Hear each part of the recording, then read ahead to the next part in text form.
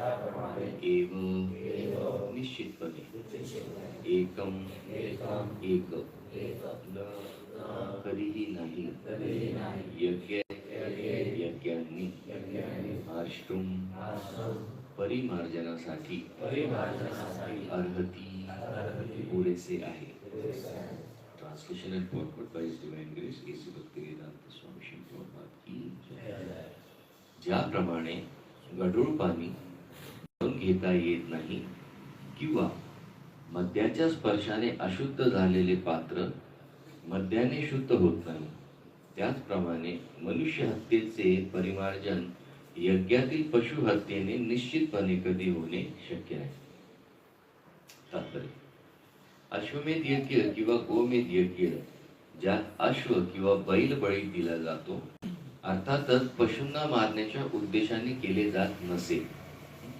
वरती जे युधिष्ठिर सांगतायत की इतक्या लोकांची जी हत्या झाली आहे ती आपण आता अश्वमेध यज्ञ करून त्यातनं बाहेर पडू, तर तिथे ते म्हणताय होऊ शकत नाही. तर इथे प्रभा तात्पर्य लिहित आहे की पशूंना मारण्याच्या उद्देशाने जर यज्ञ केलेलं नसेल तर त्या पापातनं मुक्त होता येत.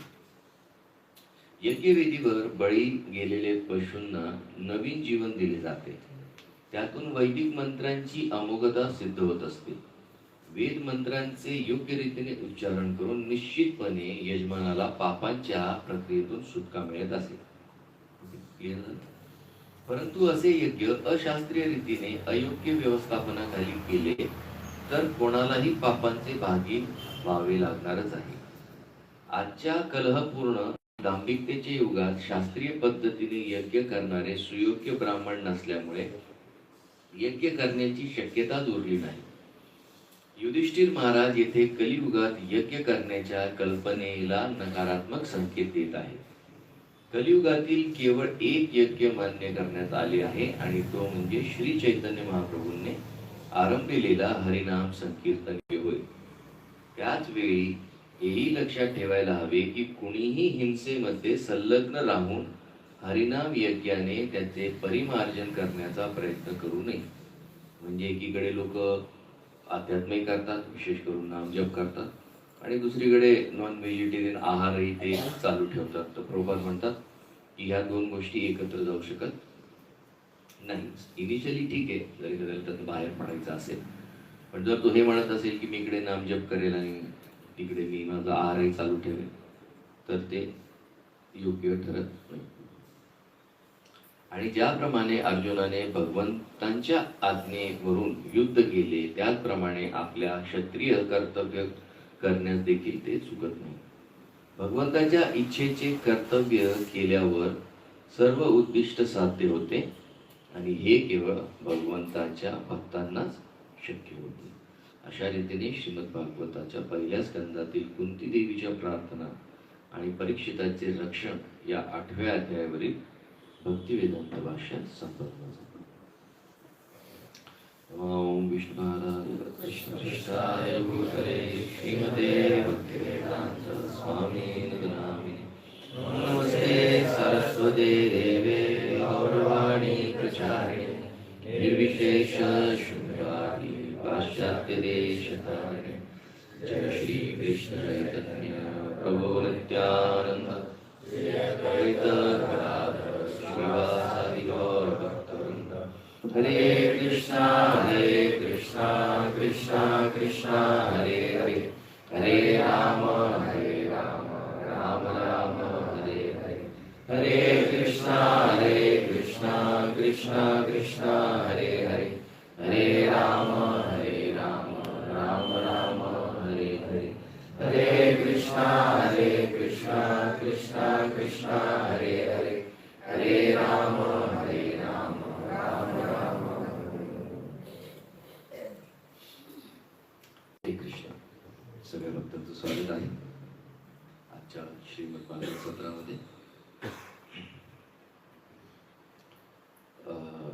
खूप सुंदर ही श्लोकांची श्रृंखला आहे. आता अध्याय ते अंत झालेला आहे. तर काल आपण छोटासा रिकॅपही घेतला या अध्यायावर. तर महाभारताच्या युद्धामध्ये 64 कोटीचे लोक मारली गेली आणि मारले गेल्यामुळे कुठेतरी युधिष्ठिराच्या मनात तो खंत आहे की माझ्यामुळे हे सगळे लोक मारले गेले. आणि हा खंत घेऊन इथे ते जे वर्णन आपल्याला दिसतंय ती नाराजगी व्यक्त करतात की कुठल्याही पद्धतीने मी या पापातनं मुक्त होऊ शकणार नाही हे ते युधिष्ठिर महाराज सांगतात. आणि प्रभुपाद तिथे एक खूप सुंदर लाईन लिहितात की ज्या वेळेला कृष्ण हा विचार करत होते की युधिष्ठिरला या शोकातनं कसं बाहेर काढावं, तर त्यावेळेला त्यांनी कसली मदत घेतली. इथे प्रभुपाद लिहितात की भगवान कृष्ण यांनी जी आध्यात्मिक फिलॉसॉफी आहे त्या फिलॉसॉफीची मदत घेतली. म्हणजे आयुष्यात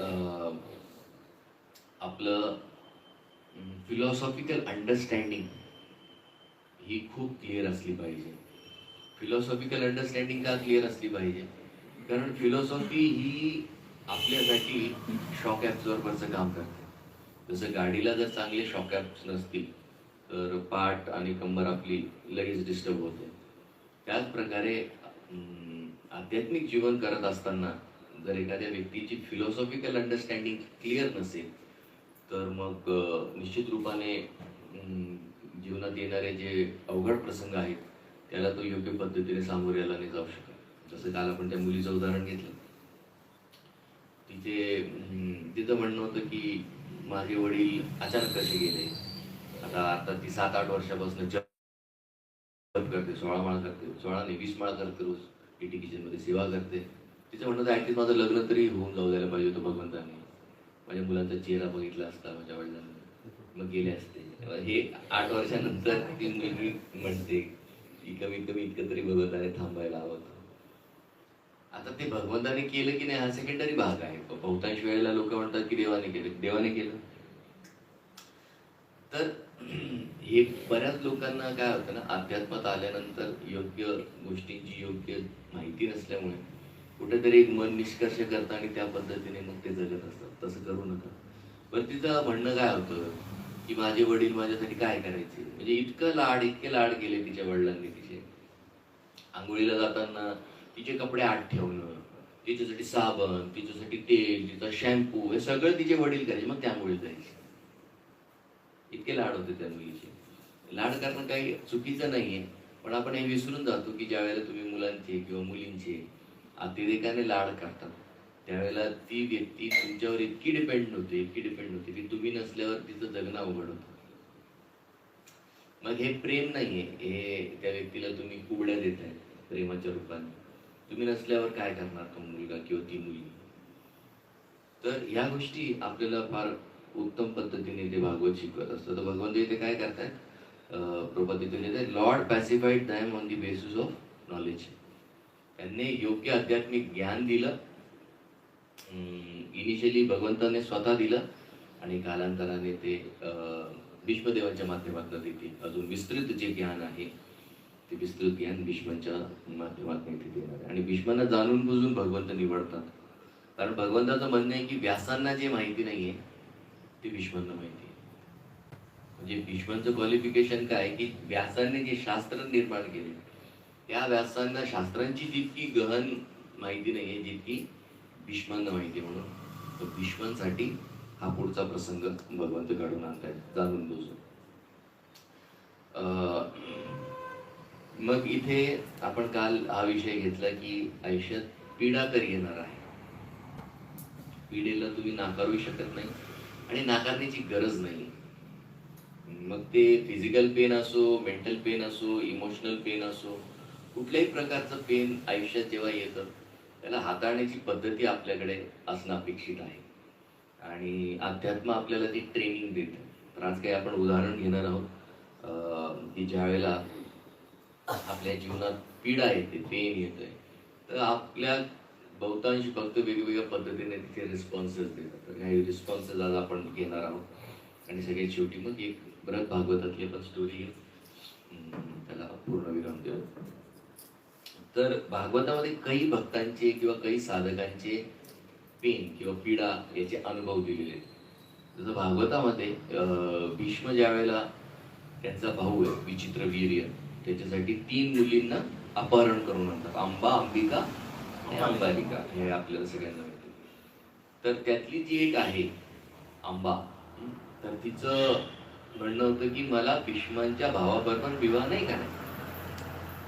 मग ज्यावेळेला तिला हस्तिनापुरात आणलं जातं, मग सगळी सभा बसते मोठ्या लोकांची की बाबा तिचं म्हणणं की आम्हाला नाही विवाह करायचा. ते तिथले थोर मोठे म्हणतात सोडून द्या तिला, तिला जिथे जायचं जाऊ दे. मग ती तिच्या जुन्या प्रियकराकडे जाते आणि जुन्या प्रियकराकडे गेल्यावर मग तो म्हणतो की नाही, आता मी तुझ्याशी विवाह नाही करू शकत. बरं काय कारण? विवाह न करण्याचं काय कारण?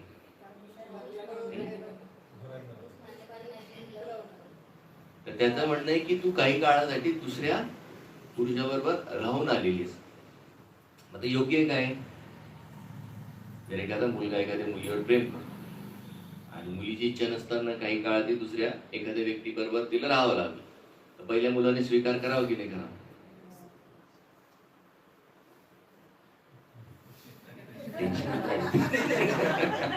तुम्हाला नाही स्वीकार घाबरू नये, तुमचं झालंय तसं.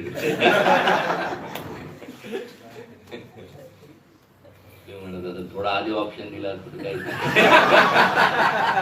आता काय ऑप्शन.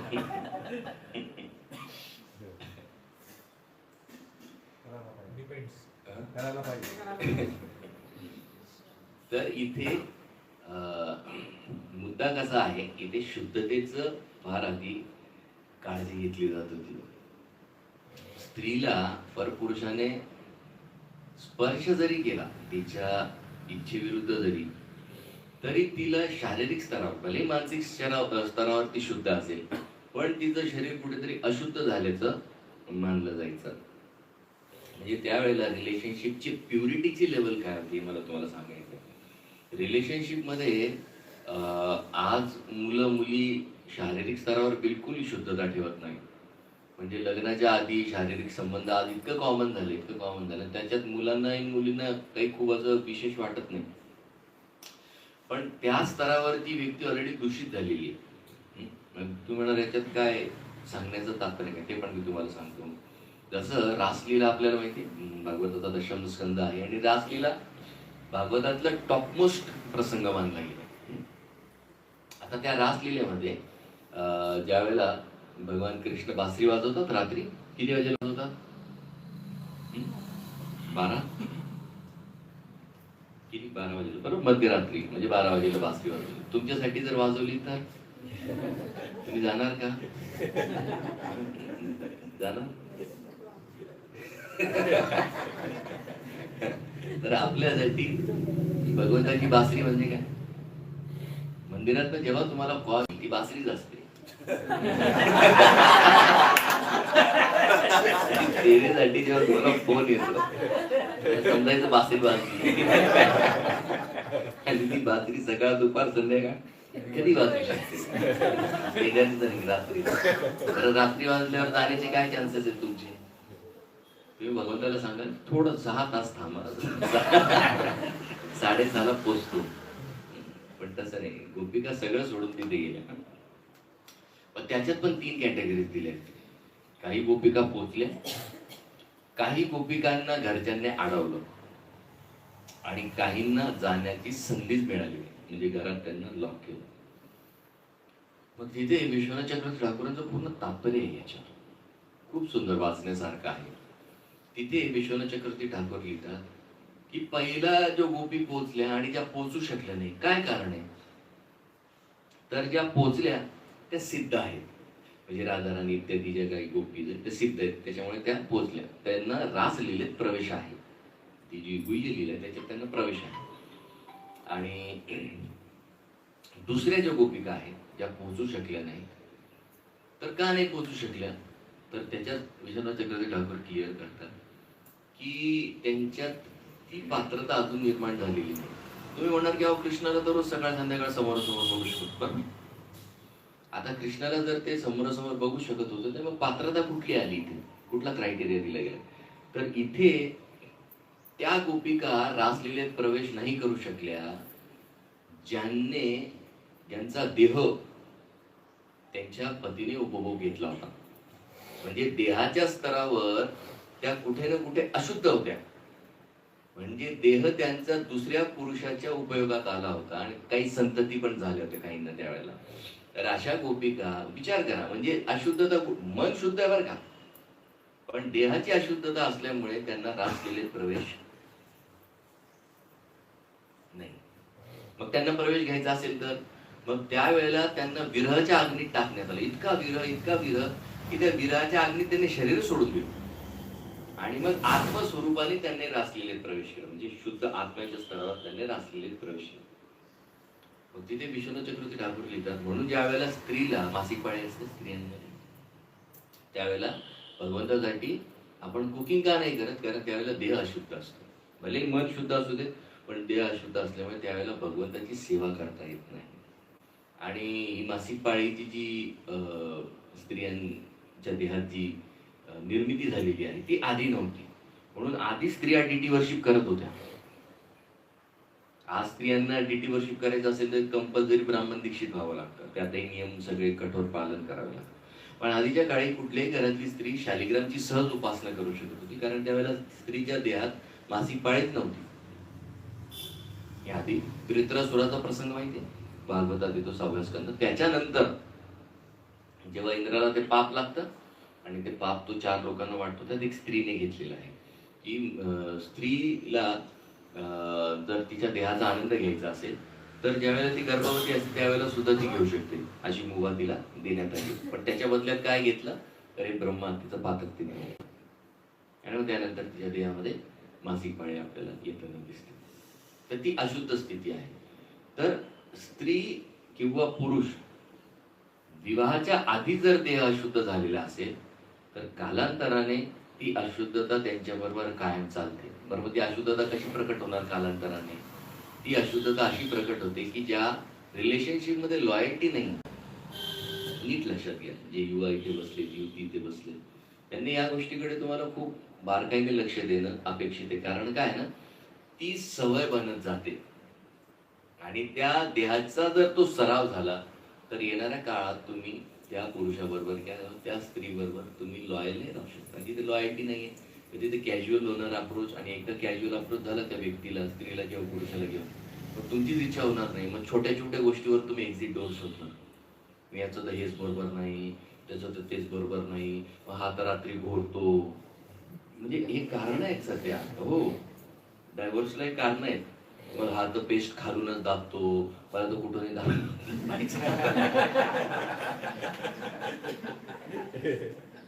हे कारण आहे का? कारण तुम्ही स्टेबलच नाहीये.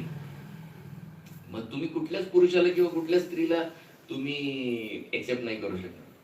कारण कोण आहे ते स्वर्गातले आपल्याला सांगा शिरपूर मध्ये?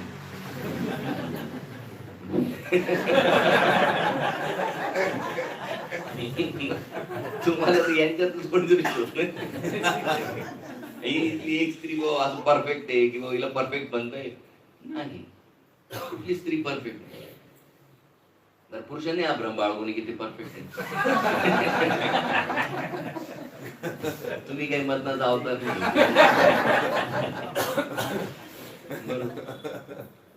तर इथे तडजोड करूनच जगणे आपल्याला. इथे तुम्ही हे एक्सेप्ट करून चाला की ती किंवा तो हा इम्परफेक्टच आहे.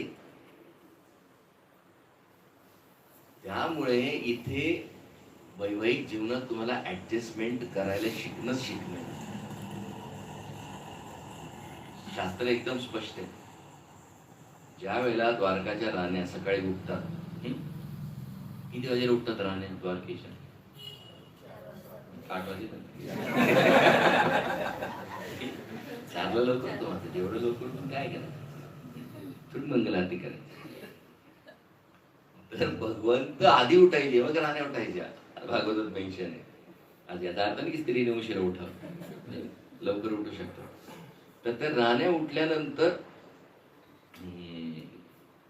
ब्रह्माजींना पोसायच्या की का तुम्ही डोळे बनवले, का झोप बनवली, की भगवंताचं आम्हाला क्षणोक्षणी दर्शन करायचं, पण दर्शन होत नाही. तर त्यांनाही कळत होतं की इम्परफेक्शन आहे देहामध्ये. गोपी काय म्हणतात, अरे कशाला पापने बनवलं, भगवंताचं दर्शन इतक्या वेळ आम्हाला घेता येत. तर इम्परफेक्शन म्हणजे हे जग. याला कुंठ नाव दिलं गेलं. कुंठ म्हणजे काय, इथे तुम्हाला त्रास होणारच आहे. म्हणून इथे वैकुंठ बनवण्याची भानगड करू नका. प्लीज नीट लक्षात घ्या. तुम्हाला वाटत असेल की माझा इथे एक सुंदर संसार राहील असेल आणि माझी पत्नी छान असेल आणि माझे पती छान असतील आणि माझे लेकरं छान असतील, तर ते इथे नाही होत. त्याला वेगळी जागा दिली. कुठे दिली ती? वैकुंठात. इथे जे पदार्थ आले ते शांततेत झेलायचं, सहन करायचं आणि बाहेर पडायचं. भागवताच्या 4थ्या स्कंदात दत्तात्रयांचे जन्माची कथा आहे. दत्तात्रयांच्या जन्माचे कथेत प्रभुपाद तात्पर्य केलं. दत्तात्रयांचं म्हणणं काय होतं की मला भगवंतासारखा मुलगा पाहिजे. आणि त्यांना मिळाले. दत्त भगवत रूपाने त्यांना प्राप्त झालं. प्रभुपाद तात्पर्यात लिहितात की कुठल्याही ग्रहस्थाने असा अट्टास करू नये की माझा मुलगा देवासारखा असावा किंवा देव माझा मुलगा बनून यावा. प्रभुपाद स्पष्ट लिहितात, जे आहे ते सांभाळा आणि इथून बाहेर निघा. कारण इथे ते तुम्हाला शक्यच होणार नाही. बरं, देव तुमच्या घरी मुलगा म्हणून जन्माला आल्यावर तुमचं काय होणार? तुम्ही शेवटी टीव्ही मोबाईल मध्ये म्हणजे तुमचे भगवत दामोदराचे काय चान्स नाही. तर उगाच कुठल्याही गोष्टीचा आपल्याला अट्टास करायचा. तर इथे ज्या वेळेला जी अंबा आहे तिला कळतं की मला स्वीकार केलं जाणार नाही, त्यावेळेला तिला ती पीडा आहे आणि त्या पीडेला काय रिस्पॉन्स दिला तिने की मला बदला घ्यायचा आहे. कोणाचा? भीष्माचा. तर हा पण एक नॅचरल रिस्पॉन्स आहे की ठीक आहे बाबा, तुम्हाला एखाद्या व्यक्तीने वेदना दिल्या, त्या व्यक्तीला तुम्हाला वाटतं की नाही मला याचा रिव्हेंज घ्यायचा, मला बदला घ्यायचा. हा एक नॅचरल रिस्पॉन्स आहे. पण मग हा रिस्पॉन्स नॅचरल हा चांगला आहे का? कसं काय नाही चांगलं?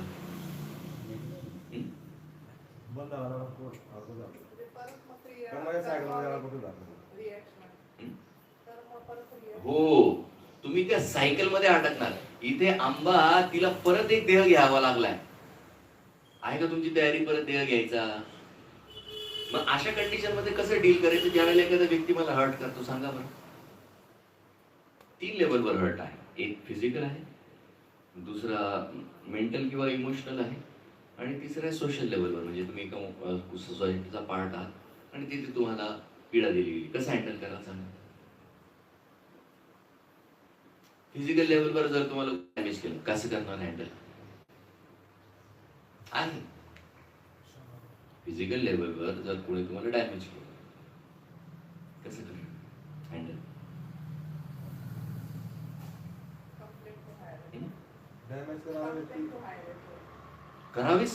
करायलाच पाहिजे.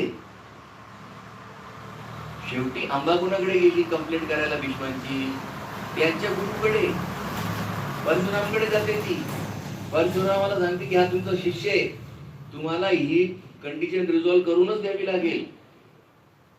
जिथे जिथे फिजिकल अब्यूज आहे बोलायला शिका.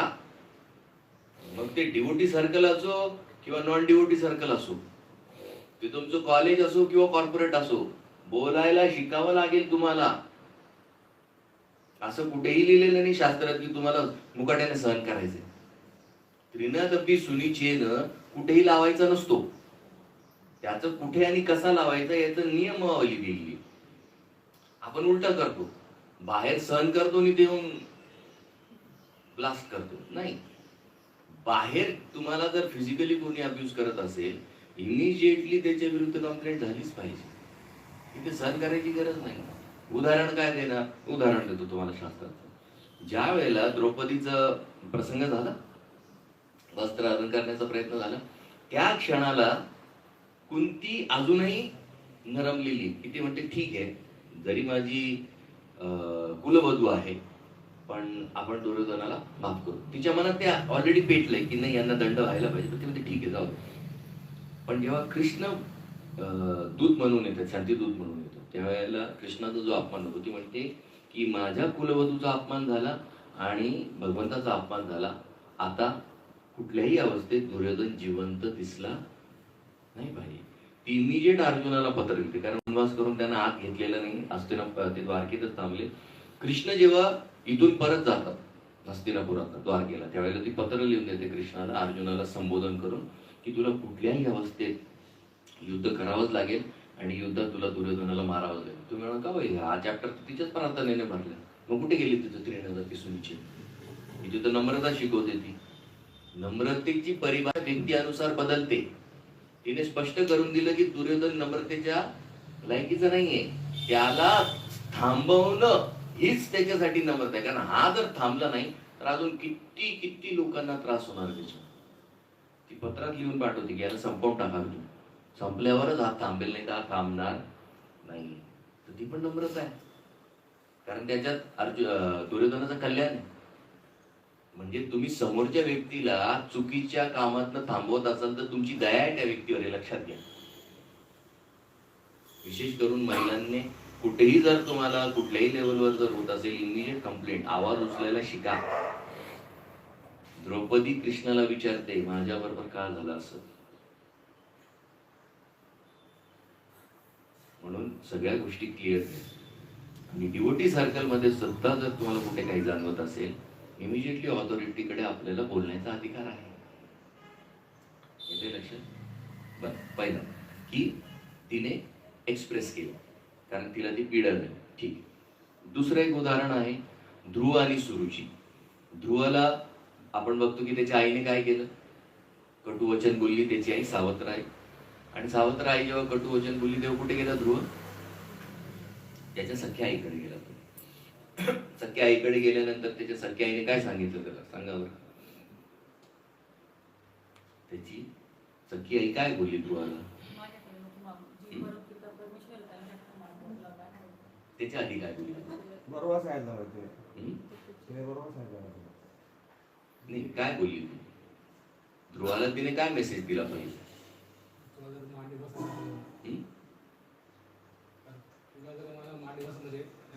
नाही, त्याच्या सख्या आईने काय सांगितलं त्याला? ध्रुव जेव्हा रडत रडत त्याच्या आईकडे येतो तेव्हा त्याची आई काय बोलली? रडू नको. रडू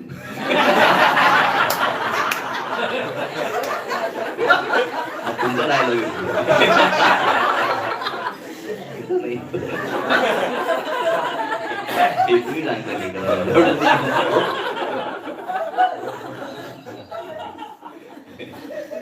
तो मुलगा सध्या कसं झालं ना, रडल्यावर पहिले वडील तिच्याकडे जा, ती म्हणजे त्याच्याकडे जा. म्हणजे गव्हर्नमेंट ऑफिस झाले या टेबलवरून त्या टेबलवरून. तुला जर काही मागायचं असेल तर भगवंत तुझी इच्छा पूर्ण करू शकतो. त्याच्या आधी ती सगळ्यात पहिले ध्रुवाला सांगते की तुझ्या सावत्र आईविषयी तू द्वेष करू नको. हे तिचं पहिलं स्टेटमेंट आहे. ती हे नाही बोलली की तुझ्या बापाविरुद्ध फिर्याद नव्हती असं काही केलं. तिने सांगितलं की तुझ्या सावत्र आईची तू ईर्ष्या करू नकोस, तिच्याविषयी द्वेष बाळगू नकोस. मग तो म्हणतो की मग करायचं काय, नुसतं सहन करायचंय का? नाही. त्याची आई म्हणते तुझी इच्छा आहे ना, मोठा व्हायचंय ना तुला, तर तो म्हणतो की तुला सगळ्या लेवलवर संतुष्ट करणारा एकच व्यक्ती आहे. हे बघा, ज्या वेळेला इमोशनल पेन होतं ना त्यावेळेला कुठेतरी खांद्यावर हात ठेवणारा पण एक व्यक्ती लागतो आपल्याला. मग आपण उगाच आडंबर करतो की मी डिवोटी आहे तर मला इमोशनल पेन नाही व्हायला पाहिजे. कुठे लिहिलं आहे?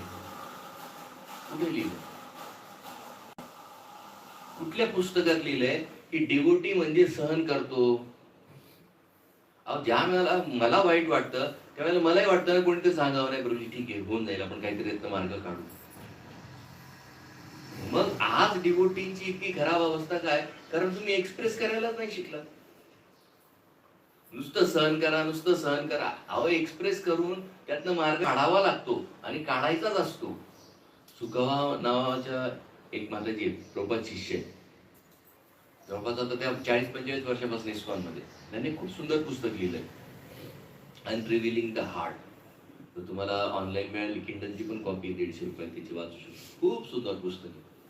ती स्त्री 27 वर्ष, म्हणजे आता तर त्यांना 35-40 वर्ष झाली मिशन मध्ये, तर त्या आधी बीबीटी साठी काम करायचे प्रभुपादाच्या वेळेला बीबीटी मध्ये, आणि 27 वर्ष दिवस रात्र बीबीटी साठी काम केलं त्यांनी. आणि 27 वर्ष बीबीटी साठी काम केल्यानंतर जे सिनियर सांगणार ते करणार, जे सुपिरियर सांगणार ते करणार, इथे बसा, इथे करा, हे करा, सगळं केलं. 27 वर्षानंतर त्यांच्या लक्षात आलं की त्यांना कॅन्सर झाला. आणि 3rd स्टेजला गेला कॅन्सर. बोल आता काय करणार? आता काय करणार? पेन आहे ना, तो मोठा पेन आहे. कसं हँडल करणार? बरं तुम्ही 16 माळा 4 नियम तुमच्या गुरुचं आधी सगळंच पालन केलं, काय झालं? त्या पुस्तकात त्यांनी सगळ्या बारक्या बारक्या गोष्टी डिटेल मध्ये लिहिल्या. त्याचं वाचण्याचं खूप सुंदर, एवढं छोटं पुस्तक आहे. मी नीट समजून घ्या काय म्हणते. हे आपण का घेतोय? कारण भागवत तितक्या लेवलवर तितकी क्लॅरिटी देतं. आता झालंय काय की गृहस्थी आहे किंवा कोणी ब्रह्मचारी, आता आपल्याला काय सांगितलं गेलंय? 24 तास कृष्ण भक्ती, 24 तास कृष्ण भक्ती. ठीक आहे, कृष्ण स्मरण करा, कृष्ण स्मरण करा. ठीक आहे, उत्तम आहे, करायलाच पाहिजे. ते करण्यासाठीच इथे आलो. थोडी रील बनवायला आलो आपण. ते माझ्याकडे बघताय.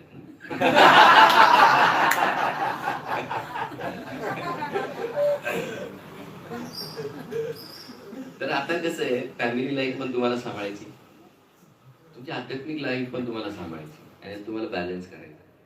आता फॅमिली लाईफ मध्ये काही वेळेला पती कॉपरेट करतो, नाही करत, पत्नी कॉपरेट करते, नाही करत, मुलं का अवघडच झाले. मुलं तर तुम्हाला फक्त एकच श्लोक शिकवायला आले, सांगा बरं. तृणा दुःखी सुनीची. म्हणजे तो तुम्हाला शिकवल्याशिवाय तो म्हणा पप्पा मी घर जोडला. तर आता तुमचा इथेही संघर्ष झाला. बरं, हा संघर्ष करून तुम्ही इथे भक्तीत आले. भक्तीत कशासाठी आले? कारण तुम्ही एक स्टेटमेंट ऐकलं, चॅन्ट अँड बी हॅपी. बरं, मग तुम्ही 16 माळा करायला लागले, किती लोक हॅपी झाले? Chant and be happy. किती लोकांना जाणवलं की चॅन्टिंग केल्यानंतर मी हॅपी झाले किंवा झालो? ते सकाळी सकाळी तुम्ही जपा सेशन मध्ये बघितल्यावरच कळतं की तुम्ही किती हॅपी आहे. म्हणजे काही ना वाचवावं लागतं, पडू नका प्रभू.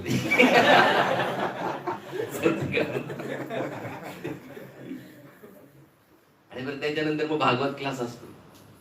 ते भागवत क्लास मध्ये ते काही प्रभूजी असे झोपतात, म्हणजे इथून खडा टाकला तर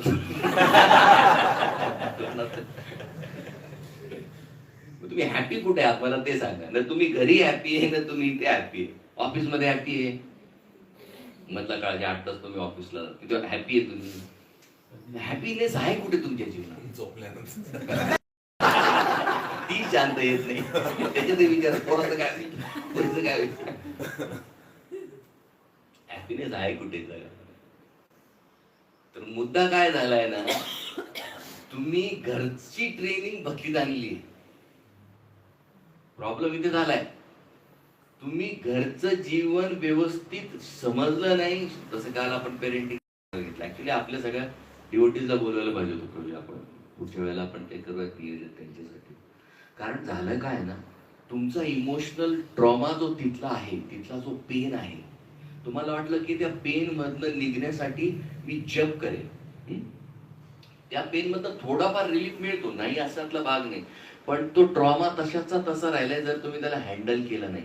तसं आंबा तिने तिचा पेन हँडल करण्यासाठी तपस्या केली शंकराची, पण तो ट्रॉमा तसाच्या तसा राहिला ना हो नेक्स्ट शरीरामध्ये. तेव्हा ती जेव्हा शिखंडिनी बनून येते त्यावेळेला ती हे शोधते, भीष्म कुठे, भीष्म कुठे, भीष्म कुठे. तुम्ही घरी एखाद्या व्यक्तीने तुम्हाला त्रास दिला तर तुम्ही तीच मानसिकता इथे घेऊन इथे काही बदलणार नाहीये, बदलू शकत नाही. कारण तुमचे सिद्धांत क्लिअर नाही. म्हणून त्या पिढीला हँडल जोपर्यंत तुम्ही व्यवस्थित करू शकत नाही, आध्यात्मिक जीवन त्या 16 करा, 32 करा, 64 करा, आतून तुमची तीच खंत राहील. असं का झालं, असं का झालं, असा का वागला, हे का झालं, ते जाणार नाही हो. तर इथे सुकामा माताजी तेच लिहितात, माझ्या ऑथॉरिटीने जे सांगितलं ते मी केलं, माझ्या कॅपॅसिटीच्या बाहेर मी सेवा केली. आता इतकी तुम्ही ढोरासारखी सेवा केल्यावर तर देव प्रसन्न व्हायला पाहिजे होतं ना तुमच्या. किती वर्ष केली हो? 27 वर्ष केली. मग झाला का देव प्रसन्न? मग देव इतका प्रसन्न होतो, कॅन्सर कुठून आला? मग देवाचा कॅन्सरचा काही संबंध आहे का? आहे का? देव कॅन्सर बनवून आला का? जसं परीक्षित महाराज म्हणतात ना पहिल्या स्कंदामध्ये, निर्वेद मूलो द्विजशापरूपो, की भगवंत कोणाच्या रूपात आले? त्या ब्राह्मणाच्या शापाच्या रूपात आले. मग यांच्यासाठी भगवंत त्या रूपात आलेत का? नाही. त्यांची पीडा त्या याच्यात कन्वर्ट झाली, आजारपणात. आणि त्या लिहितात की मी इतकी त्रासली होती, मला न तो जप पाहिजे होता, न मला भक्त पाहिजे होते, न मला माझी ऑथॉरिटी पाहिजे होती. असं वाटत होतं की दुसऱ्या क्षणी जाऊन सुसाईड करून घ्यावे. आता दीक्षितबाई प्रभुपादांची शिष्य आहे. त्यावेळेला त्यांना ऑलरेडी 27-30 वर्ष झाले होते भक्ती सेवा करून. मुद्दा काय आहे?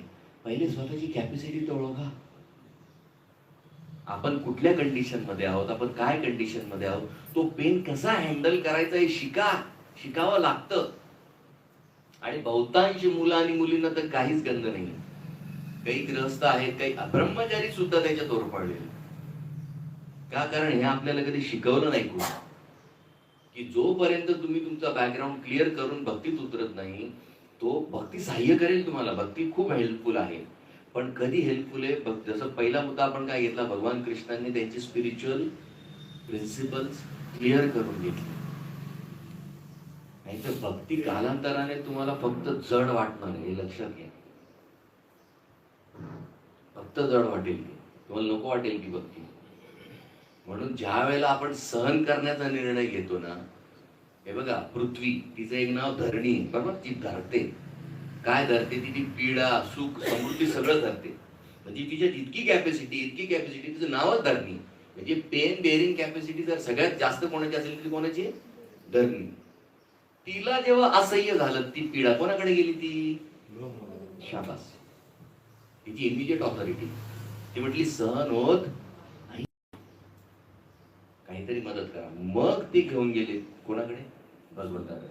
भगवंत म्हणतात थोडा वेळ थांबा, मी पहिले सगळं क्लिअर करेल, मग तुला रिलीफ मिळेल आणि मग तुझं लाईफ हॅपी होणार आहे. मग आपल्याला लाईफ मध्ये रिलीफ कधी मिळणार आहे, पहिले ते आपल्याला समजून घ्यावं लागेल. जोपर्यंत ते बेसिक्स तुम्ही क्लिअर करत नाही, तोपर्यंत लाईफ मध्ये रिलीफ नाही मिळणार. भक्तीचं जीवन ठीक आहे, आपण म्हणतो चॅन्ट अँड बी हॅपी, पण chant and be happy level 1 आहे. लेवल टॉप काय? Chant and make Krishna happy. Chant and make Krishna happy इथपर्यंत आपल्याला पोहोचायचंय. आज आपला जप आपल्याला आनंद देतोय का? नाही देते. मग तो कृष्णाला आनंद देणार आहे का? नाही देऊ शकत. पण मला आवडो अथवा न आवडो, पण मी जप करत राहणार, याच्याने कृष्णाला आनंद होतो. ठीक आहे बाबा, इतका संघर्ष मग भगवंत कृपा देणार, बुद्धी देणार, शक्ती देणार, आणि त्यातून मग मार्ग काढत काढत व्यक्ती त्या स्तरावर येतो, जिथे सगळ्या गोष्टी तो आनंदाने भगवंतासाठी करा. तर पहिले आपली लेवल समजून घ्या की कुठल्या लेवलवर आपण आहोत. आता हे झालं एकदम बेसिक लेवलचे साधक. दुसरे साधक आहे जे त्या लेवलवर आहेत पीडा सहन करण्याच्या. जसं द्रौपदीचं उदाहरण येतं. द्रौपदीची 5 मुलं मारली गेल्यानंतर ती म्हणते अश्वत्थामा पाहिजे. अश्वत्थामाला पकडून आणतात. अश्वत्थामाला पकडून आणल्यानंतर ती काय म्हणते द्रौपदी? सोडून द्या. का? कारण तिच्या लक्षात आलं की माझी 5 मुलं मेल्यानंतर मला जी पीडा झाली ती हा अश्वत्थामा मेल्यानंतर तिच्या आईला होणार आहे. ती म्हणते नको, मला सोडून द्यायला. कारण ती त्या पेन बेरिंग कॅपॅसिटी मध्ये आहे. तिने तो निर्णय घेतला, ती सहन पण करू शकली, त्याला हरकत. हे झाले भौतिक. आध्यात्मिक स्तरावर मग आपलं, आता मी तुम्हाला एक प्रश्न विचारतो, मला हे सांगा की मग ऍक्च्युअल तुम्ही शुद्ध भक्त झाल्यावर तुमच्या जीवनातनं पीडा निघून जाईल का? कसं काय?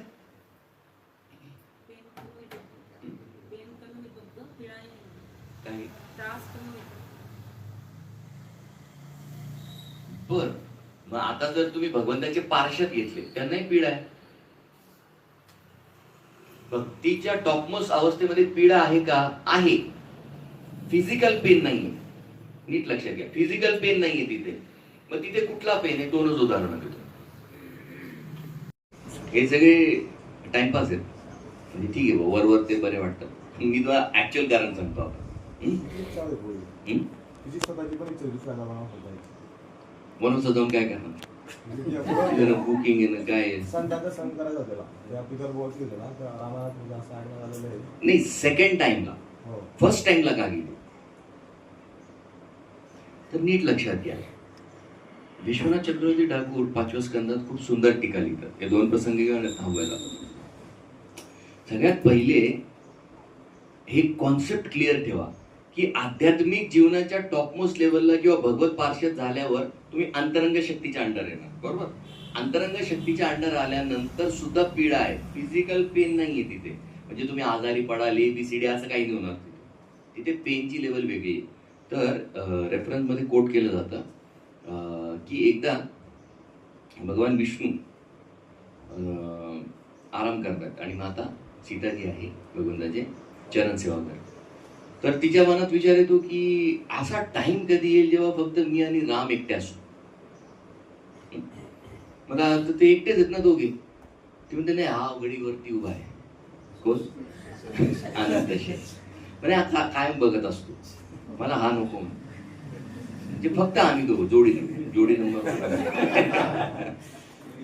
मग रामचंद्र म्हणजे भगवान विष्णू ते ऐकतात. मग ते म्हणते ठीक आहे, काळजी करू नको, थोड्या वेळात आपण भगवान रामची लीला होणार, मी तुला घेऊन जाईल, तिथे आपण एकांतवासचा अनुभव करू. मग तरी 13 वर्ष मग हागडी आहेत ना लक्ष्मण मग तिची ती तळमळ कधी जाणार कधी एका. मग भगवंत ठरवतात की हिला आपण एकांतवासाचा टॉपमोस्ट अनुभव देऊया. मग काय होतं की रावणाचा प्रसंग, रावण तिला घेऊन जातो लंकेत. आता इथे खरा क्लायमॅक्स. इथे सीता फर्स्ट हँड कुठल्या रसाचा अनुभव करणार? ती विप्रलंबा भावाचा अनुभव करणार. आपल्याला जे प्रणती मंत्र झाले गौरकिशोर महाराज, विप्रलंब रसांबोधे पादांबुजाय. तर पहिल्यांदा ती रामाचा इतका प्रचंड विरह अनुभव करते, इतका प्रचंड, क्षणाक्षणाला तिला काहीच सुचत नाही, तिला राम राम राम. तर हनुमंत ज्या वेळेला वाल्मिकी लिहितात, ज्या वेळेला हनुमंत तिला भेटायला जातात अशोक वाटिकेत, आणि पहिल्यांदा जेव्हा हनुमंत तिच्या समोर येतात आणि हनुमंत जेव्हा पहिल्यांदा सीतेला बघतात, त्यांना रामाची आठवण होते, इतकी रामासारखी दिसते सीता. म्हणजे रामाचं किती चिंतन करावं सीतेने, इतकं चिंतन की हनुमंत म्हणतात की दुसरा राम इथे तर बसला नाही बाईच्या विषयी.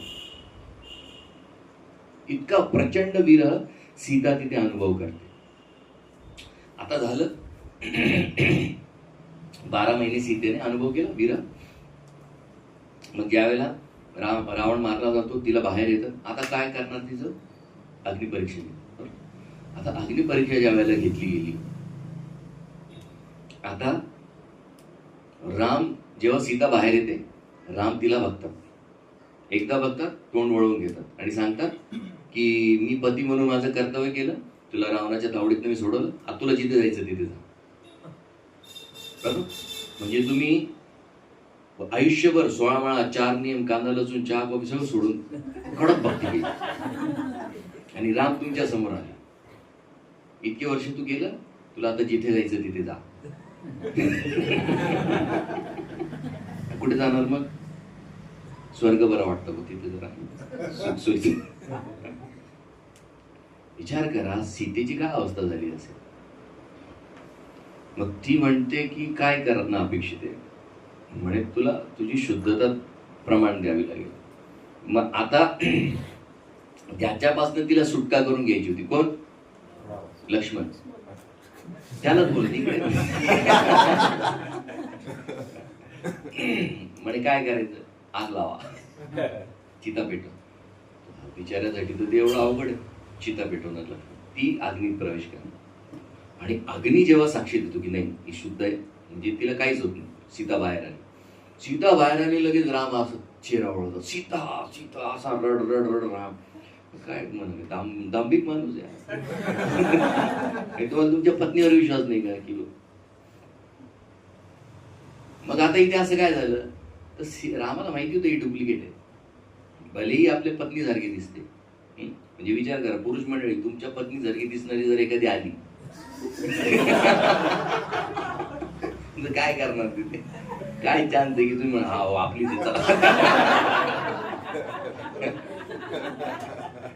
राम आणि ही जरी सीते झाली ही सीता नाही अबाउट टर्न. जेव्हा ओरिजिनल बाहेर येते अग्नीतनं मग तेव्हा सीता सीता सीता. कारण त्यांचं म्हणणं तुम्हाला डुप्लिकेट काहीच नको येते, जे आहे ते माझी एकच सीता आहे, तीच पाहिजे मला. ठीक आहे. आता स्टोरी आपल्याला बॅक स्टोरी सगळ्यांना माहिती. ती वेदवती होती, वेदवती निघून गेली, ओरिजिनल सीता परत आली. आता महिलांचा एक स्वभाव तुम्हाला माहिती आहे, महिला आपसात चर्चाच करतात.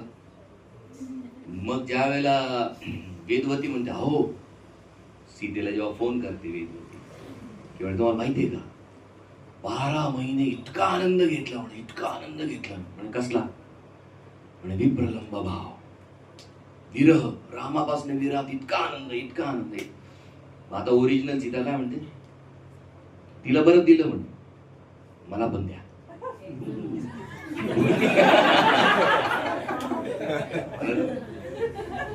म्हणून महिलांना खरं खरं कधी सांगू नये. मालेगावला त्या दिवशी त्यांनी काय केलं, गुरुवारचा प्रोग्राम होता, त्यांनी म्हटलं आपल्याला मोठी रामनवमी घ्यायची. त्यामुळे नाही नाही प्रभू, रामनवमी आपण छोटी करू, पैसे खूप लागतात. कारण तुम्हाला काय प्रॉब्लेम, लोक पैसे देतात. आता मी छोटा मोबाईल घेतला. मग तर झालं काय, यांनी प्लॅनिंग केलं मोठा बर्थडे करू भाऊ प्रभूजींचा. मला काही माहित नाही त्यात. मग आता ते काय झालं, ते माताजींना त्यांनी फोन करून सांगितलं की प्रभूजींना सांगायचं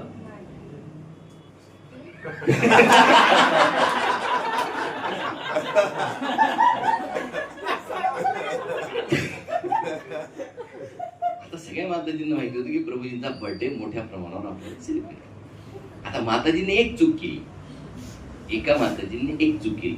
त्या माताजींनी काय केलं की त्यांना माहिती होतं की प्रभूजींना सांगायचं नाही, त्यांनी व्यवस्थित फॉलो केलं. त्यांनी सांगितलं त्यांच्या मुलीला, पण हे सांगायला विसरल्या की प्रभूजींना सांगायचं. त्या मुलीने डायरेक्ट मला फोन केला, म्हणजे प्रभूजी हॅपी बर्थडे. अरे म्हटलं बाळा आज नाही उद्या. हो नाही ना म्हणजे त्याच सेलिब्रेट.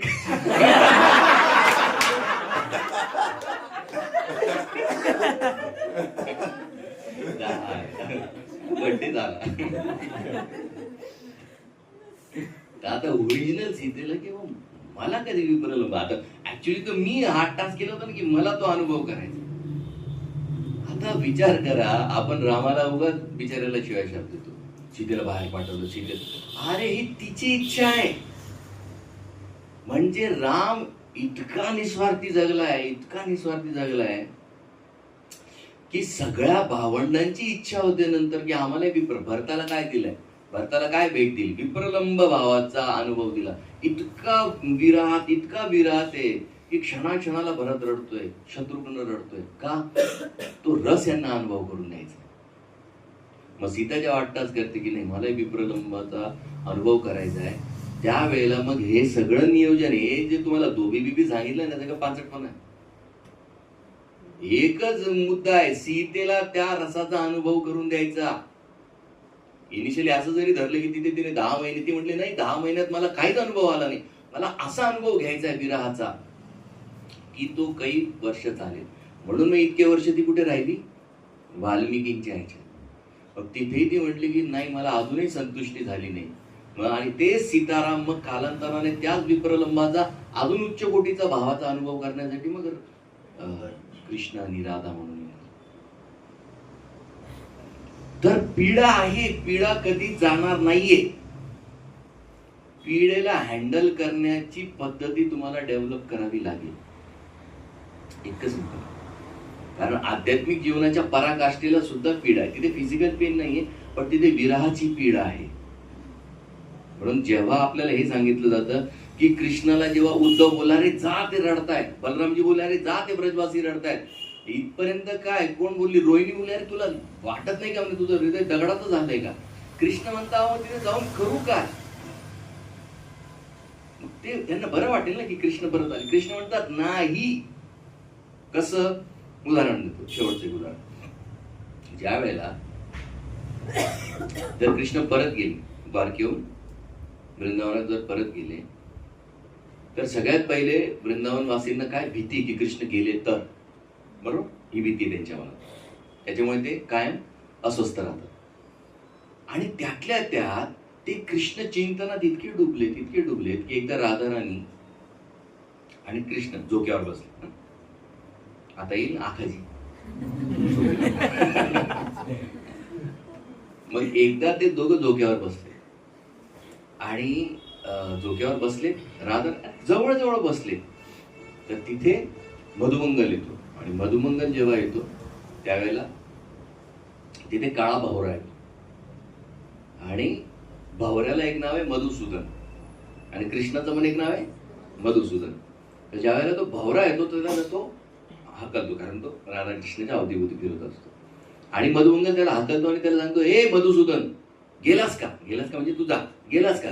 तर राधाराणीच्या कानात ते शब्द पडतात, मधुसूदन गेलास का? तर तिला वाटतं कृष्ण तिला सोडून गेले, ती धोक्यावरच खाली पडून जाते बेशुद्ध. म्हणजे तिला विरह इतका नॅचरल आहे, ब्रजवासींसाठी विरह इतका नॅचरल आहे की कृष्ण असले काय आणि नसले काय यांना विरहच जाणवतो. म्हणून कृष्ण द्वारकेत राहिले काय आणि कृष्ण वृंदावनात राहिले काय. ब्रजवासींसाठी विरहाची पीडा एकदम नॅचरल आहे. आणि त्याचा एक प्रसंग येतो जिथे कृष्ण जेव्हा द्वारकेहून वृंदावनात परत येतात, ब्रजभागवत मध्ये हा प्रसंग आहे.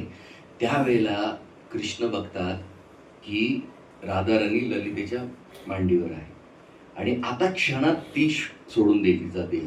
तर ललिता काय करते, एक कापसाचा धागा घेते, नाकासमोर, तर तेव्हा हलकासा हालतो, म्हणजे अजूनही प्राण आहे. आणि त्यावेळेला जेव्हा पूर्ण वृंदावनात ही बातमी पसरते की राधाराणी आता जाणार, आणि युट्यूबवर तर इतकं अवघड आहे, राधा कशी मेली, 1 मिलियन 5 मिलियन व्ह्यूज. अरे राधा मरू लागली तर सृष्टी मरून जाईल. भूमी आपो अनलो वायू खम मन बुद्धी रेवच अहंकार इतियम में भिन्ना प्रकृती. प्रकृती म्हणजे फेमिनाईन आहे, पण ही प्रकृती कोण आहे? ही राधाच आहे, बरोबर. हे 8 एलिमेंट्स हे राधाराणीचे तत्व आहे. तर हे तुम्ही काढून घेतले तर सृष्टी टिकणार आहे का? राधा जर मेली तर तुमची सृष्टी टिकेल का इथे? म्हणजे तुम्हाला सिद्धांताच्या नावाने गंधच नाही, निव्वळ बावळटपणा झालाय. कृष्ण कैसे मरे देखिए, जानिए आंतरिक राज. याला बारी माहिती जाताना, जगन्नाथ जी में देखिए कृष्ण का ब्रह्म स्वरूप. तुला काय दिसलं ब्रह्मस्वरूप? तो ब्रह्म पदार्थ बदलतो, तो डोळ्याला पट्टी बांधतो, त्याला दिसत नाही आणि तो काही दिवसांनी मरून जातो. याला कसं काय कळलं? अरे कृष्ण मरणार कसा? अजोपी सन अव्यय आत्मा भूतानाम ईश्वरोपी सन. मी अजय, मी अजन्म आहे, मला जन्म नाही, मला मृत्यू नाही. कुठे गेली गीता? तो तिथे मरणार कसा? राधा मरेल कशी? हे लोक अंतर्धान होतं, जसं सूर्य येतो आणि जातो तशी यांची लीला चालते. तर राधा राणी तिथे झोपली आहे, सगळे ब्रजवासी येतात. मग जटिला कुटीला तिची सास आणि ननंद येते, ती पाय पडते, आम्हाला कधी कळलं नाही म्हणे की तू इतकी शुद्ध आहेस, इतकी दिव्य आहेस, आम्ही कायम तुझ्यावर लांछन करत राहील. मग त्याच्यानंतर राधाराणीची जी प्रतिस्पर्धी आहे चंद्रावली, ती येते, ती म्हणते मला तुझं आणि कृष्णाचं प्रेम कधी कळलं नाही. ती तिच्या पायावर डोकं ठेवते, ती रडते. आणि असं करत करत सगळ्यात पहिले सुभद्रा येते, त्याच्यानंतर बलरामजी येतात. सुभद्रा आणि बलराम सोबत येतात आणि मग मागून द्वारकेहून कृष्ण तिथे पोहोचतात. आणि ज्या वेळेला कृष्ण तिथे पोहोचतात त्यावेळेला ललिता राधाराणीच्या कानात सांगते की कृष्ण आले. आणि जसं पहिलं कृष्ण नाव तिच्या कानात जातं त्याच क्षणी ती जागृत होते आणि ती म्हणते कृष्ण कुठे? आणि मग कृष्ण आणि राधाराणी दोघं एकमेकाचं दर्शन करतात. आणि ते दर्शन ज्या वेळेला घडतं तो आहे ब्रह्ममुहूर्ताची वेळ, 4:30ची. आणि मग तिथे राधा आणि कृष्णाची आरती होते. म्हणून आपल्याकडे 4:30ला का होते मंगल आरती? ते राधा आणि कृष्णाचं मिलनाची वेळ आहे. ब्रजवास्यांनी त्यांच्या दोघांचं मिलन साजरा केलं कधी? सकाळी 4:30 वाजता. म्हणून आपण काय करतो त्यावेळेला? मंगल आरती करतो. मंगल आरती माहिती तुम्हाला? सकाळी असते 4:30ला.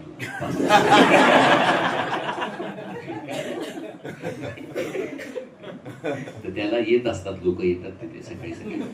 तुम्हालाही जमलं असते सकाळी 5ला. ठीक आहे. खूप खूप धन्यवाद. हरे कृष्णा. श्री प्रभुपाद की जय. अनंत कोटी वैष्णव वृंद की जय. थोडी